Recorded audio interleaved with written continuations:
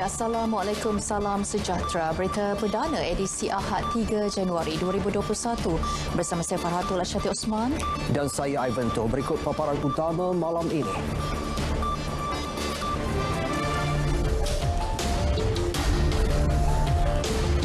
Jumlah penduduk terjejas banjir meningkat.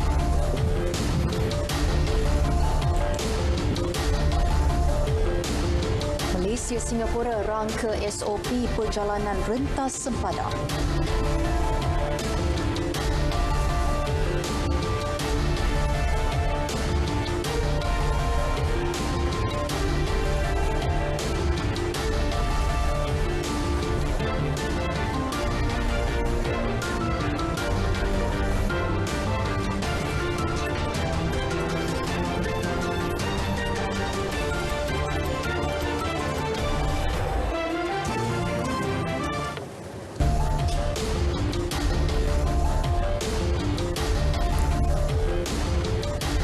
Angka penduduk terjejas banjir di dua negeri iaitu di Johor dan Pahang yang ditempatkan di beberapa pusat pemindahan dilaporkan semakin meningkat setakat pukul 4 petang tadi. Di Johor, 6,557 penduduk terjejas banjir daripada 1,694 keluarga di 7 daerah sehingga 4 petang tadi berbanding 6,248 penduduk daripada 1,628 keluarga setakat tengah hari tadi. Pengerusi Jawatankuasa Kesihatan dan Alam Sekitar Negeri R. Vidianadan memaklumkan Johor baru mencatatkan angka penduduk terjejas tertinggi dengan 2,452 individu, diikuti Keluang dengan 1,990 dan Kota Tinggi seramai 1,123. Daerah Kulai mencatatkan 581 penduduk terjejas. Mersing 257 dan Batu Pahat 36. Pontian juga merekodkan kes banjir dengan 18 penduduk terjejas dipindahkan. 2 PPS di Kampung Paya, Keluang dan Kampung Ulu Pulai di Pontian ditutup petang tadi.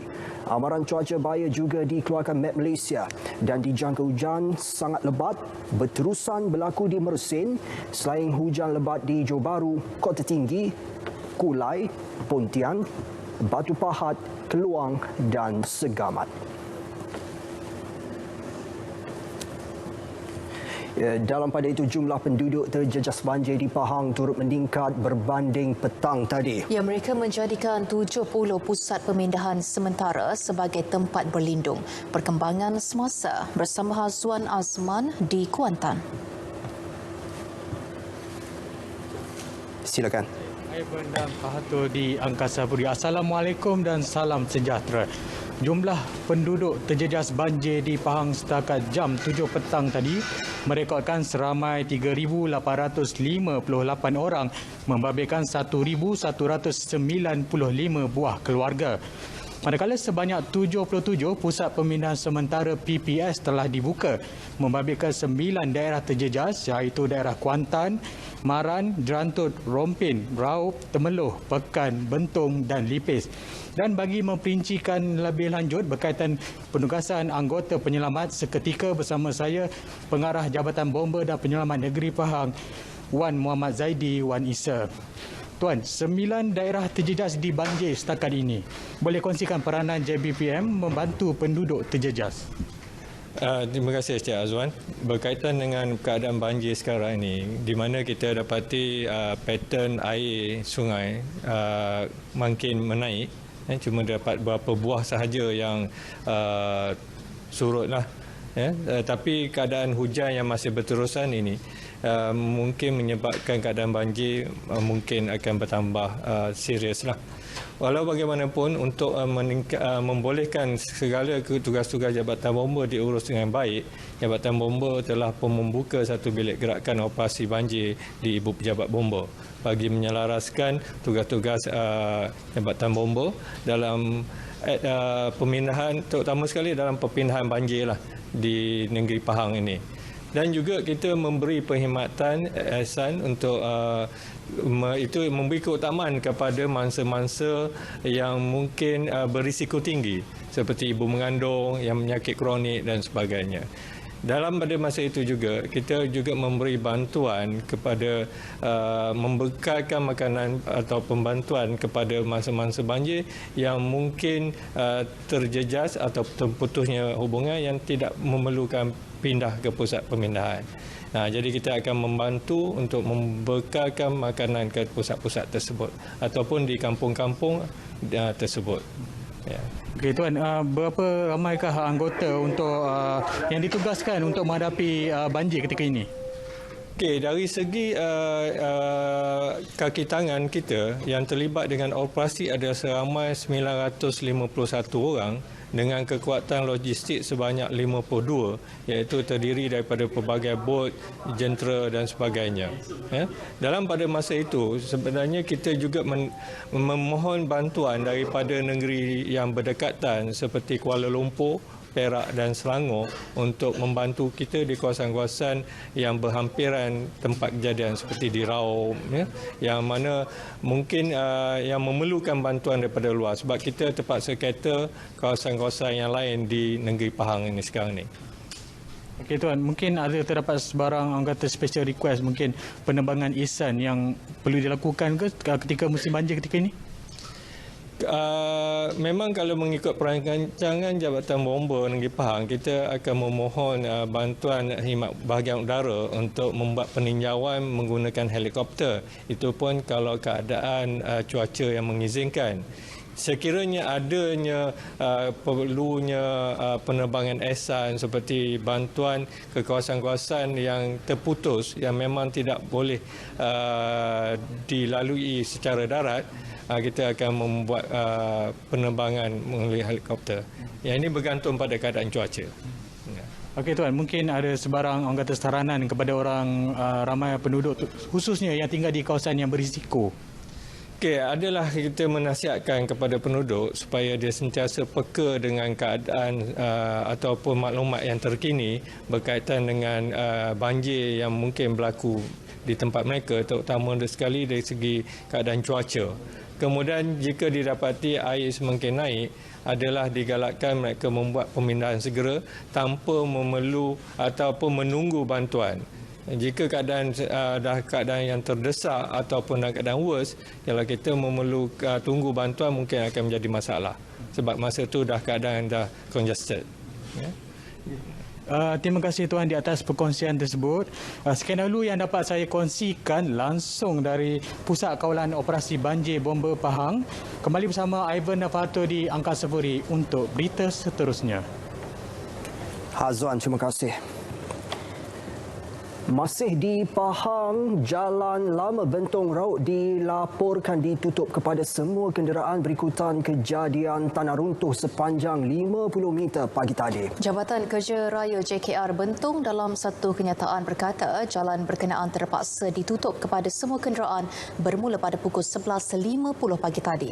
Kejadian berlaku disebabkan hujan lebat yang berterusan sejak semalam. Orang ramai diminta tidak menggunakan Jalan Lama Bentong Raub bagi mengelak kejadian tidak diingini. Pemasangan tanda amaran bagi makluman tanah runtuh juga telah dilaksanakan oleh pihak konsesi.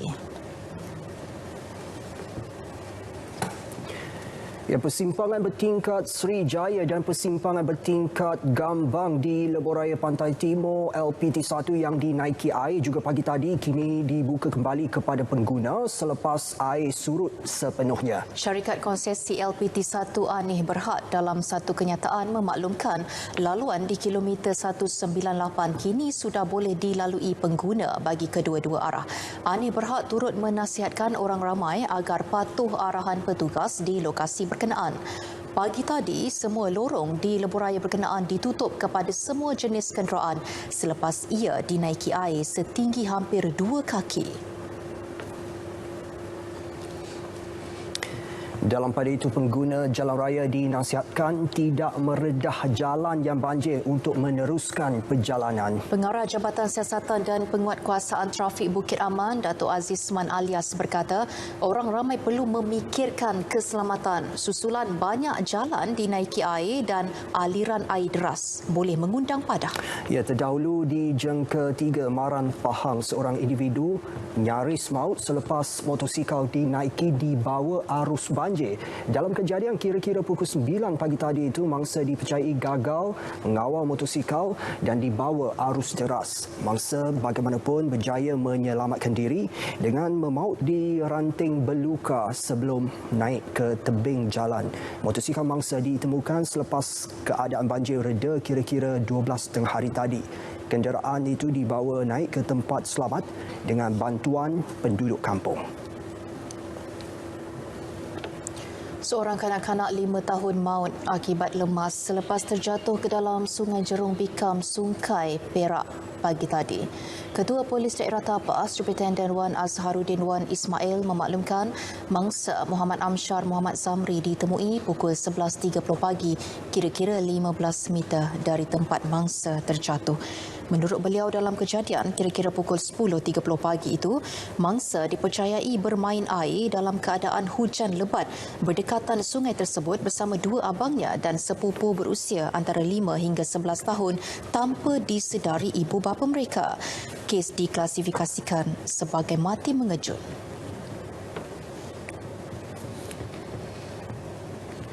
Seorang wanita yang sarat mengandung yang terperangkap banjir dapat menghela nafas lega apabila diselamatkan bomba melalui penerbangan Nissan. Melalui inisiatif itu, bomba menggunakan helikopter membawa wanita itu keluar dari ladang kelapa sawit di Keluang, Johor yang ditenggelami air. Menurut pengarah bomba Johor, Datuk Yahya Madis, wanita yang sedang menunggu hari untuk bersalin itu diterbangkan ke Pusat Pemindahan Sementara PPS Sekolah Menengah Kebangsaan Kahang 3 petang tadi. Dia kemudiannya dibawa ke Hospital Encik Besar Hajah Kausung, Keluang, turut menaiki helikopter suami dan dua anak lelakinya. Helikopter sama kemudiannya membuat penerbangan kedua pukul 4 petang tadi menghantar makanan dan perubatan ke PPS tersebut.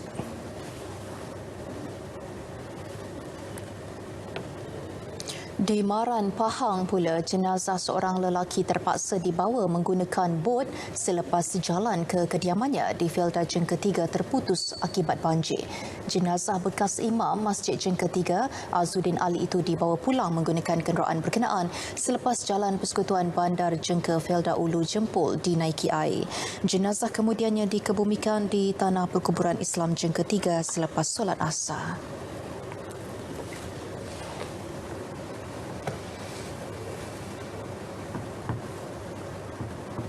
Ya, untuk mengetahui perkembangan cuaca, kita ke Jabatan Meteorologi bersama pegawainya Farha Abdul Halim. Silakan. Assalamualaikum dan selamat malam kepada semua penonton bersama Met Malaysia untuk perkembangan cuaca pada malam ini. Dan kita terus kepada amaran peringkat bahaya yang telah pun dikemaskini oleh Met Malaysia sejak dari 7.25 malam tadi, iaitu di sekitar sebahagian daripada negeri Pahang dan juga di daerah Mersing, Johor ini, iaitu hujan yang sangat lebat yang sedang berlaku dan dijangkakan akan berterusan sehingga ke 5 Januari. Manakala amaran-amaran lain seperti amaran peringkat buruk dan juga amaran peringkat waspada telah pun dikemaskini seperti yang dinyatakan dalam paparan berikut. Tidak terkecuali juga amaran bagi peringkat waspada, iaitu hujan lebat yang dijangkakan berpotensi berlaku melibatkan selatan negeri Perak, utara negeri Selangor dan juga sebahagian daripada bahagian barat negeri Johor ini telah pun dikemaskini sehingga ke 5 Januari. Untuk negeri Sabah dan juga amaran bagi peringkat waspada di bahagian Kudat, Pantai Barat dan juga pedalaman masih lagi dikekalkan sehingga ke 4 Januari. Paparan terkini berkenaan dengan taburan hujan yang telah pun dikeluarkan oleh Met Malaysia, dan data cuaca ini menunjukkan keadaan jumlah hujan yang tertinggi setakat ini telah pun dicatatkan di sekitar daerah Mersing, Johor, iaitu jumlah hujan terkini adalah sebanyak 264.7 diikuti dengan daerah Maran, Jerantuk dan juga Kuantan negeri Pahang. Keadaan ini telah pun mengakibatkan banjir di kebanyakan bahagian di kawasan pantai timur semenanjung Malaysia, dan Met Malaysia menasihatkan mengingatkan orang awam dan penduduk setempat agar sentiasa berwaspada, bersabar dengan keadaan cuaca terkini dan juga sentiasa kemaskini dengan amaran cuaca. Seterusnya kita perhatikan kepada amaran keadaan laut dan juga hujan lebat yang sedang berlaku serta angin kencang laut bergelora yang kini telah pun dikemaskini oleh Met Malaysia melibatkan kawasan perairan Kondor dan juga di bahagian barat Reef North ini. Ketinggian ombak yang boleh mencecah sehingga 4.5 meter ini adalah sangat berbahaya kepada semua aktiviti perkapalan termasuklah pekerja di pelantar minyak, manakala amaran peringkat kategori kedua dan juga kategori pertama ini masih lagi melibatkan perairan Kelantan, Terengganu, Pahang serta Johor Timur. Keadaan ini adalah berbahaya kepada semua aktiviti perairan termasuklah bot-bot kecil, rekreasi laut dan juga sukan laut. Oleh demikian, kami menasihatkan orang awam agar sentiasa berwaspada dan juga tidak melakukan sebarang aktiviti perairan buat masa ini. Keadaan cuaca di seluruh negara dijangkakan akan lembap selama seminggu ini dan kami menjangkakan keadaan ini akan mula reda dalam tempoh yang akan ditetapkan kemudian. Kita perhatikan pula kepada paparan imej gemar radar di Semenanjung Malaysia untuk tinjauan pada malam ini. Hujan yang masih lagi berterusan berlaku di bahagian pantai timur Semenanjung Malaysia ini dijangkakan akan berlanjutan sehingga keesokan pagi, manakala hujan di beberapa tempat melibatkan pedalaman negeri Perak serta pedalaman negeri Kedah ini masih lagi berlanjutan sehingga ke lewat malam nanti. Tidak terkecuali juga di negeri Sabah dan juga Sarawak, keadaan ribut petir yang sedang berlaku di bahagian pantai barat dan juga hujan lebat yang berterusan ini masih lagi dijangkakan akan berlanjutan sehingga ke awal pagi esok. Manakala ribut petir yang berlaku di 1-2 tempat melibatkan bahagian Kuching, Sarawak dijangkakan akan berterusan sehingga ke lewat malam nanti. Sekian saja informasi cuaca untuk kali ini. Sebarang maklumat terkini berkenaan dengan cuaca dan juga gempa bumi di seluruh negara, anda boleh layari laman sesawang kami di www.met.gov.my, Twitter, Instagram dan juga Facebook rasmi Met Malaysia. Sekian dari saya, Farhalim. Assalamualaikum.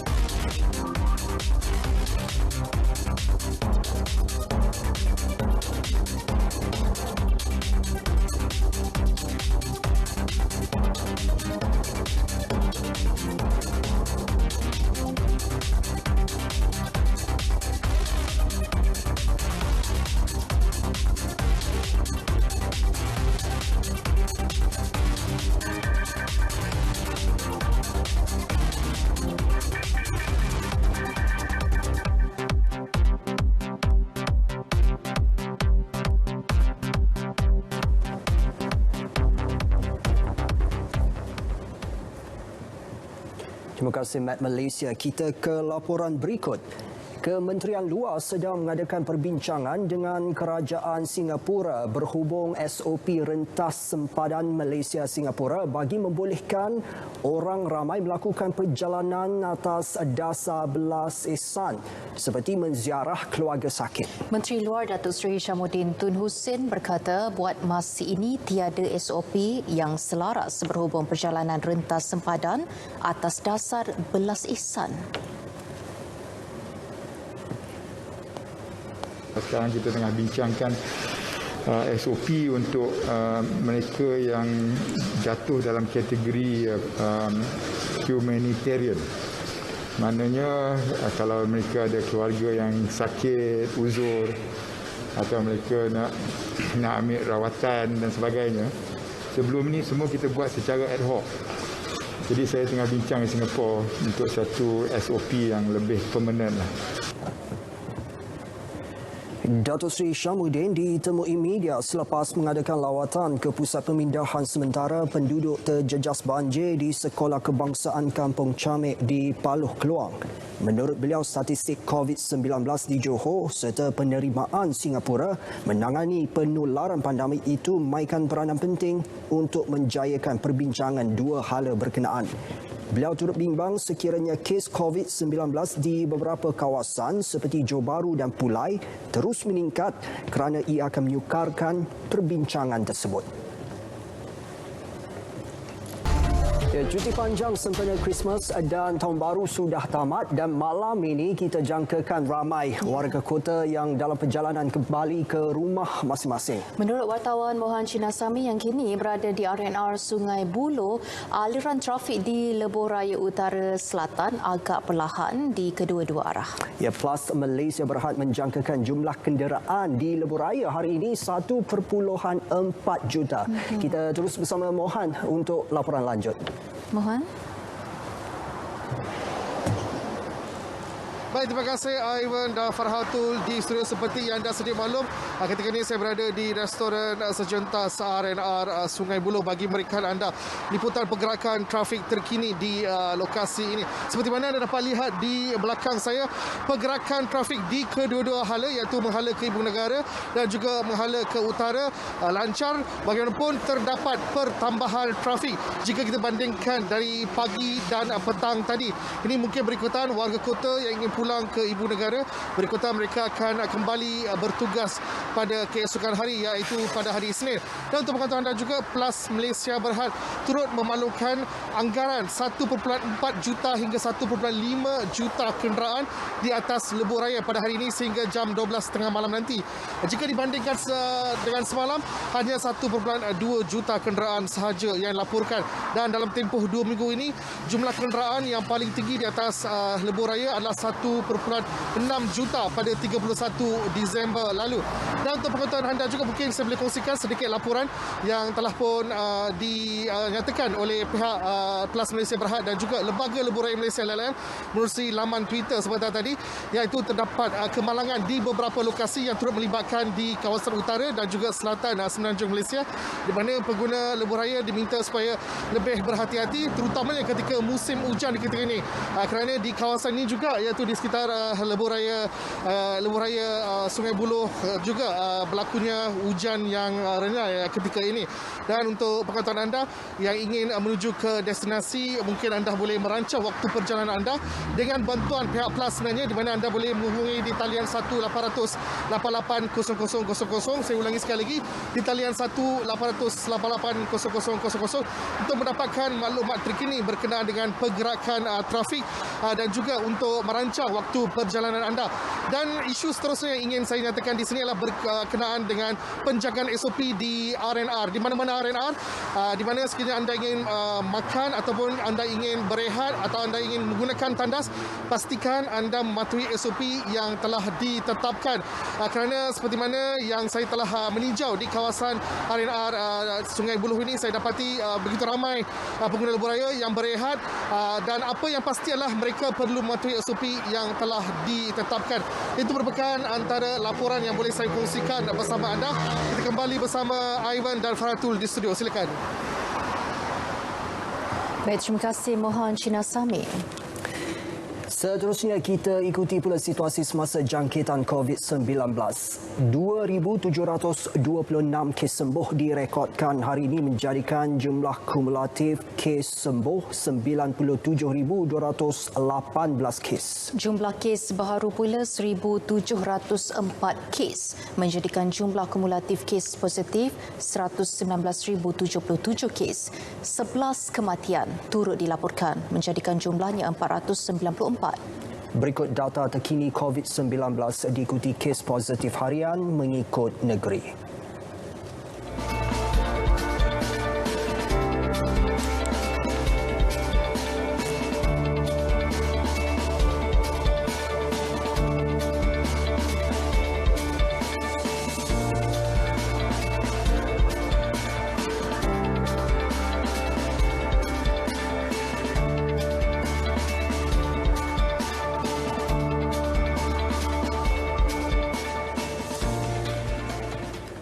9 kluster baru COVID-19 dikesan hari ini sama seperti semalam, manakala 6 kluster ditamatkan dengan 232 kluster aktif sedang dipantau.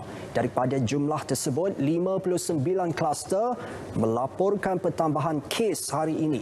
Kluster baru yang membabitkan kluster lintas seraya di daerah Kota Kinabalu dan Penampang di Sabah dengan 6 kes positif.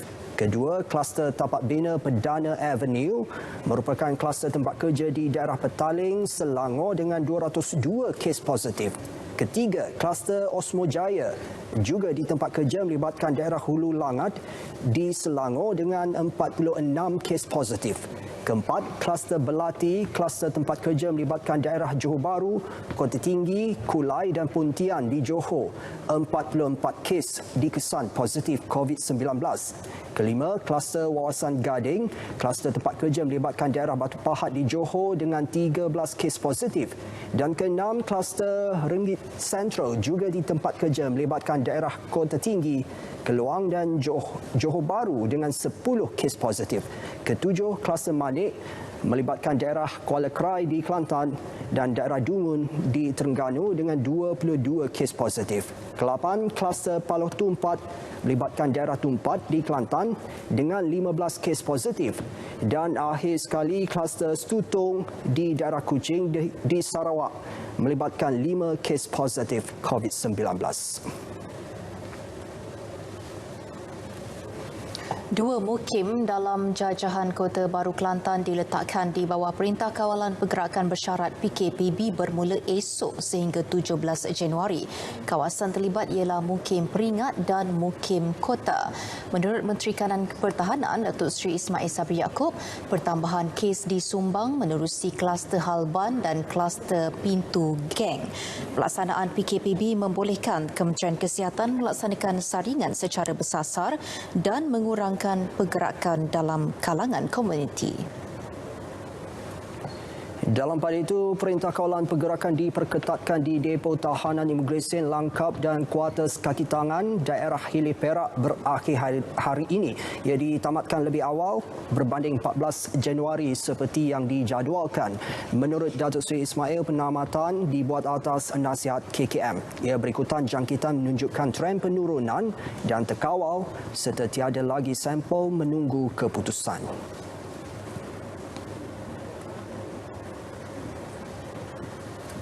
Satu plan melibatkan penggunaan teknologi tinggi sedang dirangka sebagai inisiatif untuk mengurangkan kadar sentuhan dalam urusan seharian. Menteri Sains, Teknologi dan Inovasi Khairi Jamaluddin berkata, pelan ekonomi sentuhan rendah itu bakal menggunakan teknologi robotik dan teknologi digital.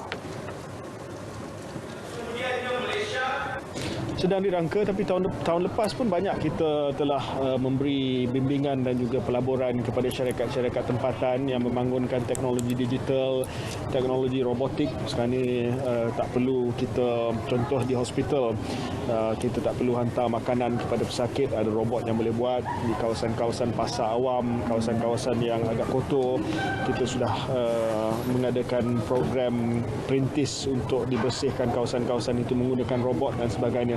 Ini membantu kita tak perlu pergi ke tempat yang sesak, tempat yang tak bersih, dan juga boleh sedikit sebanyak membantu kita mengurangkan kes COVID-19. Pelan jangka masa panjang itu bakal dilaksana dengan kerjasama pelbagai kementerian. Beliau ditemui selepas hadir mesyuarat perwakilan UMNO bahagian Rembau di Rembau.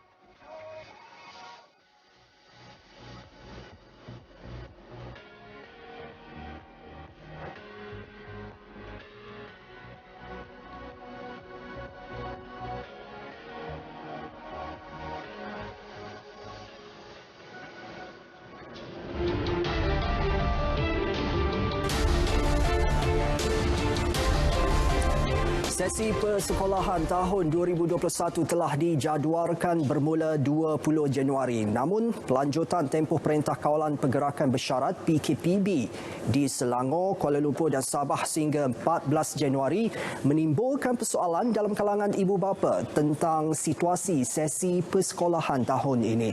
Ia sekaligus turut mengubah corak pembelian barangan keperluan persekolahan kali ini. Dan kita ikuti tinjauan wartawan Tun Julia Muhammad Tahir.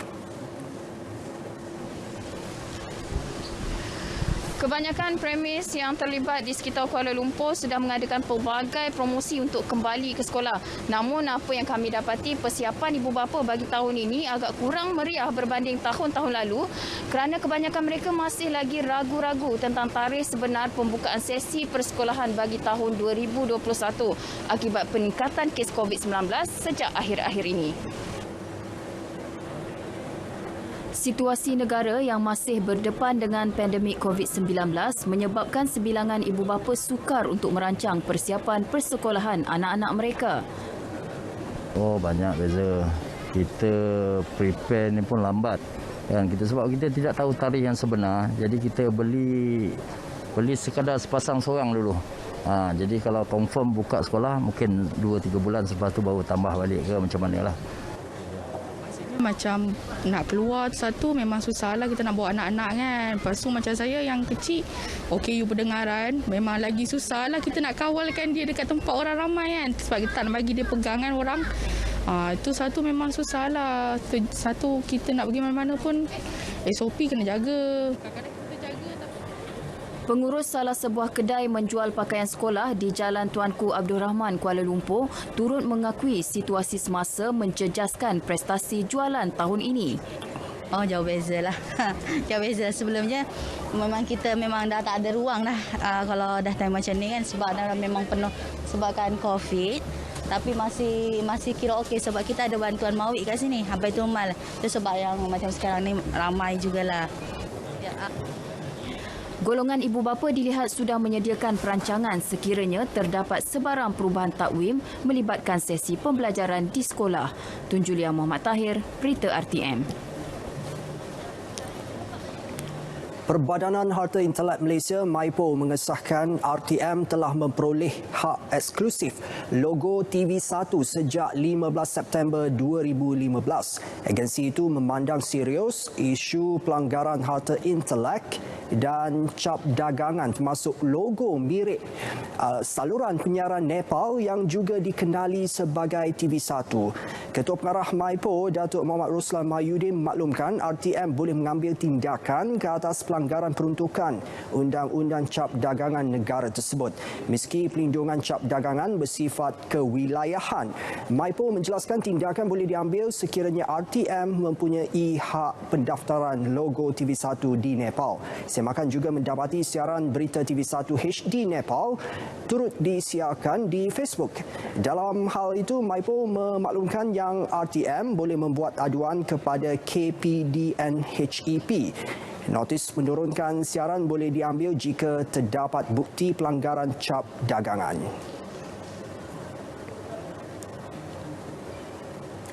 Penduduk Bandar Tasik Puteri Rawang menggesa pihak berwajib mengambil tindakan segera bagi mengatasi masalah limpahan air kumbahan yang berbau busuk. Masalah itu terpaksa dihadapi mereka sejak lebih 15 tahun lalu, terutamanya ketika berlakunya hujan lebat sehingga mengganggu keselamatan dan keselesaan mereka. Penduduk yang ditemui mendakwa limpahan air masuk sehingga ke bahagian dalam rumah. Lebih memeritkan, ia bercampur dengan sisa najis. Dia bila hujan lebat saja, dalam tempoh 1 jam, air kumbahan akan keluar di sini lah, daripada main hole ni lah. Jadi dalam air bawah tak boleh pakai, dalam menakung dan bau busuk lah, memang air najis lah kan. Lepas tu yang kami tak selesa sangat dan kami buat aduan kepada pihak yang berkenaan. Tapi masalah dia tak ada tindakan apa-apa daripada pihak-pihak berkenaan. Memang air, senang cerita memang air najis lah. Memang air najis, bukan air memang nampak lah air najis tu. Tak boleh bayangkan najis tu macam mana kan dalam rumah. Kalau hujan lebat memang kapek memang kena angkat kat depan. Memang takut air naik. Macam tu lah. Barang-barang mana baju ke apa yang ada dekat bawah tu semua kena angkat. Yang masuk tu air najis bukannya air biasa kan. Aduan telah dibuat sejak mereka berpindah ke kawasan itu namun tiada tindakan lanjut diambil. Malah penduduk juga akan mengalami trauma serta resah setiap kali tiba musim hujan dan banjir. Seorang kanak-kanak lelaki berusia 3 tahun maut dalam naas jalan raya di lebuhraya MRR2 berhampiran Selayang pagi tadi. 3 lagi ahli keluarganya pula mengalami kecederaan. Menurut pengarah bomba Selangor, Nur Azam Khamis, kejadian di kilometer 14.5 itu berlaku pukul 10.30 pagi. Kenderaan dinaiki bersama ibu bapa dan abangnya dikatakan hilang kawalan dan terbabas sebelum terbalik. Kanak-kanak itu disahkan meninggal dunia di lokasi kejadian. Penumpang lain dibawa ke Hospital Kuala Lumpur untuk rawatan.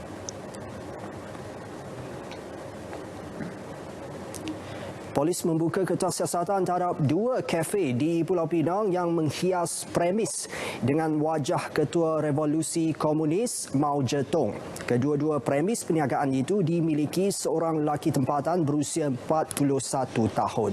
Menurut Ketua Jabatan Siasatan Jenayah Pulau Pinang, SAC Rahimi Rais, wajah Ketua Revolusi Komunis itu telah diturunkan semalam. Siasatan dibuat mengikut Seksyen 505(B) Kanun Keseksaan kerana Khianat Awam dan Akta Pertubuhan 1966 berkaitan penerbitan propaganda pertubuhan.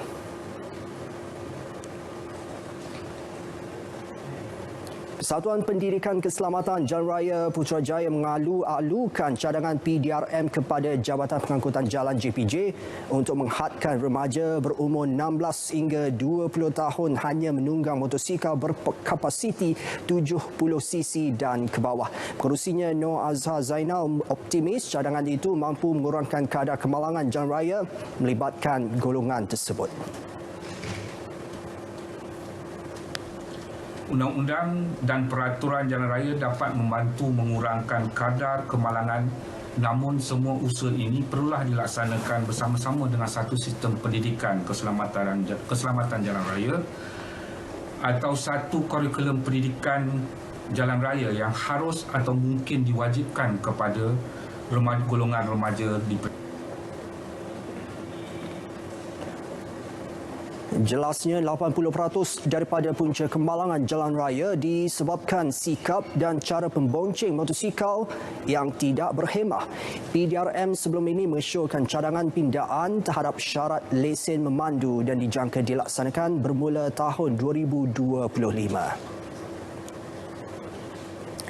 Pembatalan projek rel berkelajuan tinggi HSR dilihat tepat memandangkan ia tidak lagi berdaya saing pada ketika ini. Pensyarakanan Pusat Pengajian Rangkaian Bekalan dan Teknologi Universiti Teknologi MARA Dr. Syarin Nasir berkata kerajaan buat masa ini dilihat lebih fokus kepada sektor ekonomi yang lain. Kalau kepentingan kita lebih kepada memerangi COVID-19 dan pada masa yang sama kita perlu untuk meningkatkan ekonomi negara. Jadi berkemungkinan sektor yang perlu diberi perhatian adalah bukan sektor pengangkutan rel pada masa sekarang. Jadi apa yang perlu dilihat adalah kewajaran untuk membatalkan projek ini dan berkemungkinan apa yang kalau bajet yang telah ada sekarang ini boleh disalurkan kepada sektor ekonomi yang lain. Dr. Syarin menjelaskan tahun 2021 ini merupakan tahun untuk memulih dan meningkatkan ekonomi negara. Selain itu, beliau juga berpendapat projek HSR ini mungkin boleh diteruskan apabila keadaan ekonomi negara kembali stabil pada masa akan datang.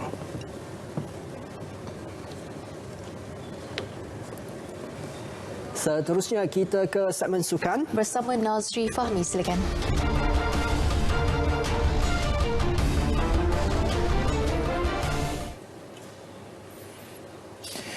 Terima kasih Ivan dan Fahatul. Dimulakan dengan perkembangan sukan badminton.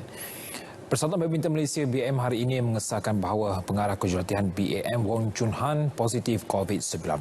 Dalam pada itu, Presidennya Tan Sri Muhammad Nozar Zakaria menyatakan ia tidak menyekap pemain negara untuk meneruskan perjalanan mereka ke Thailand bagi menyertai 2 kejohanan Siri Asia Jelajah Dunia Persekutuan Badminton Dunia BWF di Bangkok esok.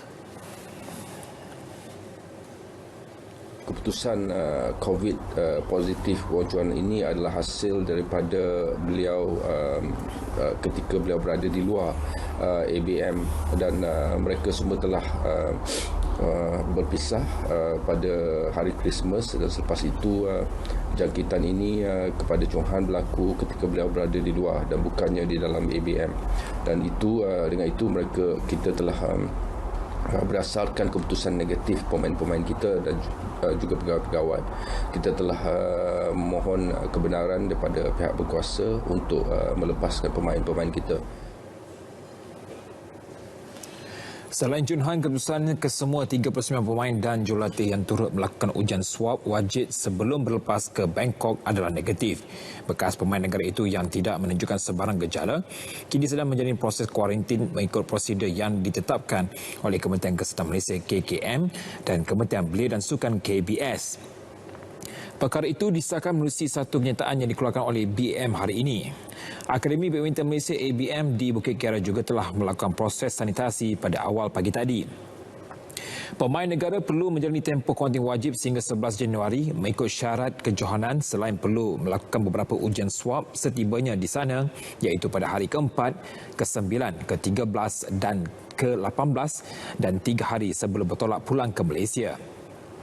Beberapa lagi siri ujian iaitu pada hari ke-22 dan ke-26 akan dilakukan selepas pulang ke tanah air.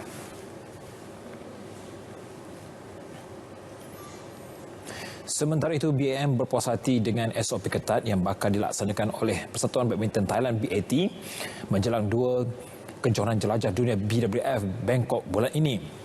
Tan Sri Nozar berkata beliau telah mendapat jaminan daripada penganjur yang tidak akan berkompromi terhadap aspek SOP. 2 kejohanan berkenaan adalah Yonex terbuka Thailand mulai 12 hingga 17 Januari serta Toyota terbuka Thailand 2 hari kemudian. Beliau berkata pelaksanaan SOP ketat adalah penting memandangkan BAT turut akan menjadi tuan rumah kepada pusingan akhir jelajah dunia BWF yang dijadualkan berlangsung dari 27 hingga 31 Januari ini. Antara SOP yang dilaksanakan adalah pemain dan pegawai mestilah disahkan bebas dari COVID-19 3 hari sebelum tiba di Bangkok selain turut diwajibkan menjalani kuarantin selama 14 hari di hotel yang ditetapkan pihak penganjur. Seorang lelaki utama negara Lee Zijia akan mengetuai cabaran Malaysia pada kedua-dua kejohanan itu bersama beberapa pemain profesional negara termasuk pemenang pingat perak Sukan Olimpik Rio 2016 Chan Pen Sun dan Goh Liu Ying. Selepas 4 bulan berkelana ke Thailand, kini pemain sayap kebangsaan Mamadou Soumaré kembali ke Malaysia. Pemain naturalisasi Malaysia yang berusia 26 tahun itu meninggalkan kelab Liga Thailand Polystyrol FC yang disertainya sejak September 2020. Menurut Soumaré, 2020 adalah tahun yang mencabar buatnya dalam mempersiapkan diri menghadapi cabaran 2021.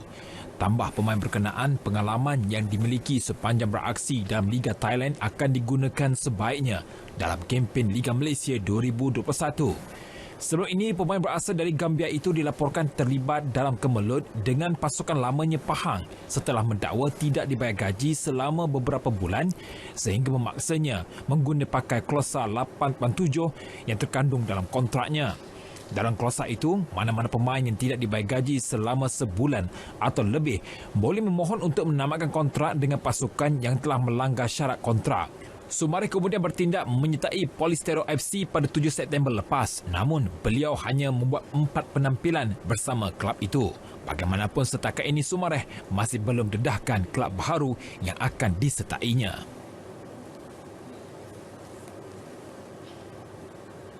Pemain berdarah kacukan Filipina Spanyol Khalid Dimurga berjanji akan memberikan aksi terbaik kepada Terengganu FC TFC sepanjang musim 2021 ini. Menurut bekas pemain pasukan Liga 1 Thailand Chambori FC itu, pengalamannya beraksi beberapa kali dalam Piala Konfederasi Bola Sepak Asia AFC akan dimanfaatkan sebaiknya. Pemain berusia 32 tahun itu mengisi kota pemain import ASEAN menggantikan pemain kelahiran Singapura Muhammad Faris Ramli yang tidak disama kontrak, dan Murga akan bermain di posisi pertahanan tengah skuad penyu. Murga bakal menyarung jersey nombor 6 itu terkenal dengan corak permainan fizikal yang agak keras ketika bersama Chambori FC dan sentiasa berada dalam kesebelasan utama kelab tersebut. Dalam pada itu, Murga berkata beliau tidak mempunyai masalah untuk mencari keserasian bersama rakan sepasukan yang rata-ratanya lebih muda daripadanya. Pemain itu turut akui menerima beberapa tawaran daripada pasukan Liga Thailand, namun memilih untuk bersama TFC kerana ingin beraksi dalam kancah Liga Malaysia. Sekian saja untuk perkembangan sukan pada malam ini. Untuk itu, kembali semula bersama Ivan dan juga Fahatul. Terima kasih.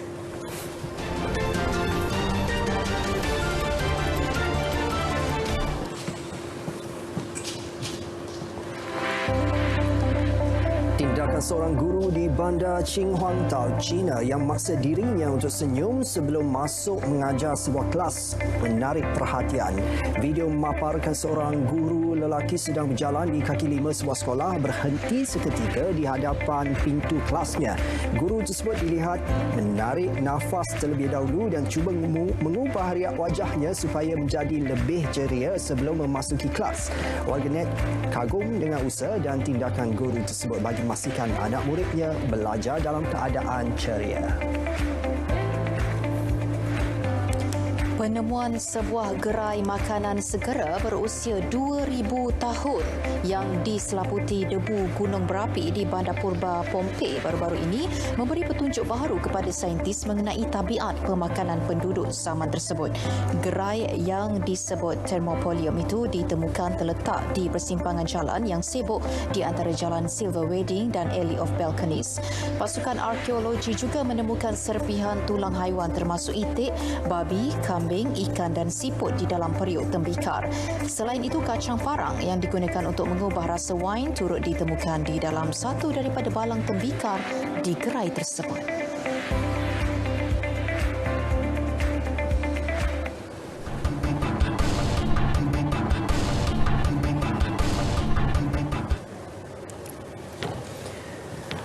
Saya belum tonton lagi, tetapi kabarnya tontonan lebih 1 juta telah pun dikubur di saluran YouTube menerusi single pertamanya, Tak Mau-Mau.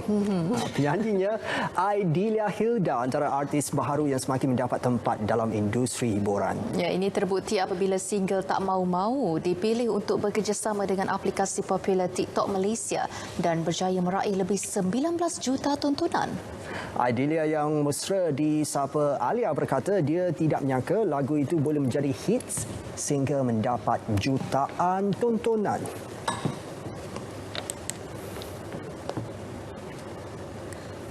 Apabila TikTok bekerjasama dengan saya, sebab bukannya mudah ya nak dapat kerjasama dengan TikTok, sebab TikTok merupakan media sosial yang sangat-sangat hebat sekarang ni. So alhamdulillah saya bersyukur dapat bekerjasama dengan TikTok dan saya percaya sebenarnya dengan TikTok lah dapat menaik views saya punya lagu. Alia turut berkongsi hasrat untuk menimba ilmu muzik dan mengikuti kelas mantapkan vokalnya. Betul, itu adalah perancangan saya seterusnya. Saya perlu mencari ilmu dalam bidang nyanyian sebab saya pun masih baru dalam bidang nyanyian. Saya masih perlu belajar macam mana nak kawal nafas, macam mana nak lontarkan suara saya. So akan datang insya-Allah saya akan mencari guru vokal saya lah. Ya, nyata bukan mudah bergelar artis, terutamanya bagi mengejar cita-cita dan merealisasikan impian seni dalam situasi kebanjiran artis baharu di negara ini. Ya, tidak terkecuali juga penyanyi berusia 20 tahun Sarah Suhairi yang mahu menawan hati peminat tempatan sebelum bergelar penghibur Universal. Sarah yang pernah menyertai satu program di laman YouTube popular Korea Selatan 2 tahun lalu tidak menyangka dia ada pengikut di negara itu.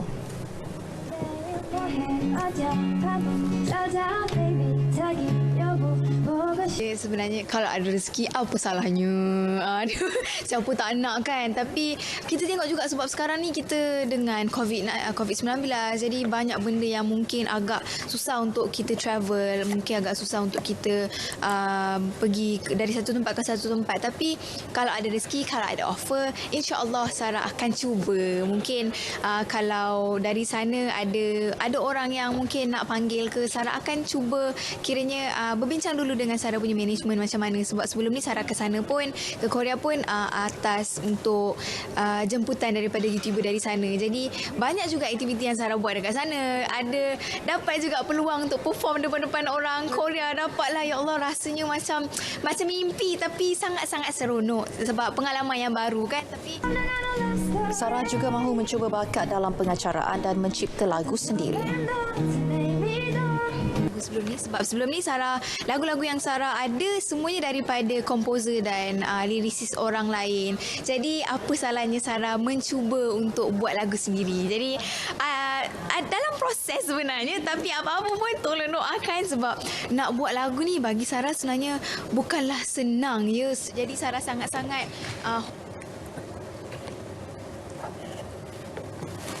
Berita perdana edisi 3 Januari 2021 berakhir di sini. Terus patuhi SOP putuskan rantaian pandemik COVID-19. Pastikan anda mengimbas My Sejahtera di semua premis yang anda kunjungi. Assalamualaikum. Salam sejahtera.